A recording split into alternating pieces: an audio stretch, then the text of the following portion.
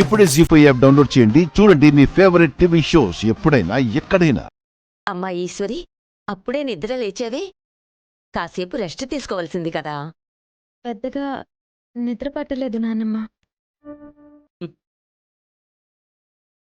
పక్కనే బావగారుంటే కంటికి కునికెందుకొస్తుందిలే. త్వరలోనే మంచి వార్త మాకు చెప్పాలి.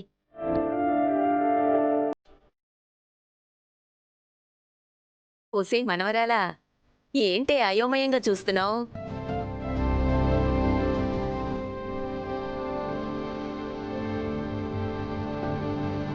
మీ ఇద్దరి కష్టానికి ప్రతిఫలంగా ఒక చిట్టి పాప పాదాలు ఈ ఇంట్లో తిరగాలని మీ పెద్దమ్మ అంటోంది.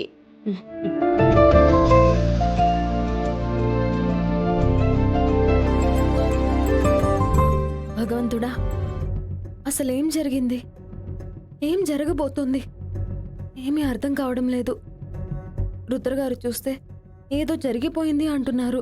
వీళ్ళు కూడా ఏదో జరిగే ఉంటుంది అనే నమ్మకంతో ఉన్నారు. ఒకవేళ అత్తయ్యగారు అడిగితే నేనేం సమాధానం చెప్పాలి?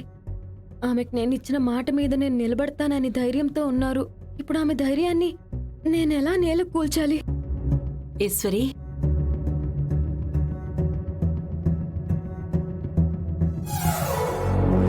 అమ్మా ఈశ్వరి, నిన్నేనమ్మా. రాత్రి జరిగింది మొత్తం అక్క గుర్తు చేసుకుంటుందేమో. ఏ నువ్వు ఆపవే. పాపం మీ అక్కని ఎప్పుడూ ఆట పట్టిస్తూనే ఉంటావు.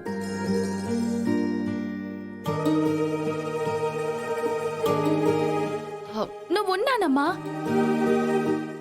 అక్క చెప్పక్క, రాత్రి జరిగిన ముచ్చట్లు అన్ని ఎప్పుడు చెప్తావా అని ఎదురు చూస్తున్నాను. చెప్పక్క ప్లీజ్. అబ్బా కోమలి, ఊరుకోవే, తర్వాత చెప్తానులే. సరేనమ్మా, యశోద గారిని ఇంత ఉదయాన్నే లేపడం ఎందుకో? లేచాక మేం వెళ్ళామని చెప్పు. జాగ్రత్త, మేం వెళ్ళొస్తాం. సరే పెద్దమ్మా. బాయ్ అక్క. ఈశ్వరి, వెళ్ళొస్తావమ్మా.